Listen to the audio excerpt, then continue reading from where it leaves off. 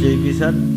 મકર સંક્રાંતિનું મહત્વ કે સૂર્યદેવ મકર રાશિમાં પ્રવેશ કરે છે. આ દિવસે દાનનું અને પુણ્યનું ઘણું આપણે ફળ મળતું હોય છે. આ દિવસે આપણે ગંગાના સ્નાનનું પણ મહત્વ છે અને આપણે જે પિતૃતર્પણ પિંડદાન એ પણ આ મકર રાશિનું એક અલગ મહત્વ છે અને તેનું વૈજ્ઞાનિક કારણ કે આ રાશિમાં સૂર્યદેવનો પ્રવેશ બહુ ફાયદાકારક હોય છે. હવે આ મકર સંક્રાંતિને દિવસે વાનસ્પતિક જે ક્રિયા થાય એને હિસાબે નદીમાં સ્નાન કરવાનું પણ એક અલગ મહત્વ હોય છે.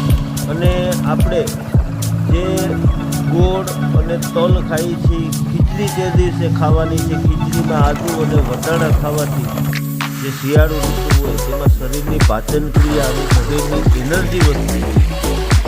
તો આના એક્સ્ટ્રા આપણા શાસ્ત્રમાં જે વણી અને ફાયદા બતાવ્યા છે.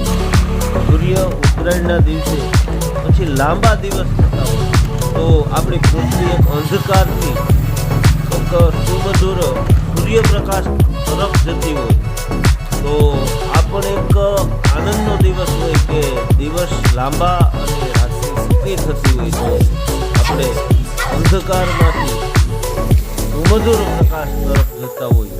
આપણી આ ઉત્તરાયણ અને આ દિવસે જે પતંગ ચગાવવાની છે તો પતંગ ચગાવવાથી એનો એક સમય છે કે સવારે સૂર્યોદયથી પહેલા પોર સુધી 10 વાગ્યા લગી ચગાવવી. એ કિરણો આંખમાં જાય તો ઘણા ફાયદા થાય. તે દિવસે ચશ્મા પણ પહેરવાની નથી અને આપણે સૂર્યપ્રકાશને આંખમાં લેવાથી ઘણા રોગ દૂર થઈ જતા હોય છે. અને બપોરે નથી ચગાવવાની, સૂર્યપ્રકાશ તેજ હોય ત્યારે. પાછી આપણે 4 વાગ્યાથી લઈ અને સૂર્યાસ્ત થાય ત્યાં સુધી ચગાવવાની છે. તો આના જે આપણે આંખને ફાયદા મળતા હોય, ચશ્મા પણ નથી પહેરવાની. તો આપણે બપોરે ચગાવતા હોય તો જરૂર ચશ્મા રાખ.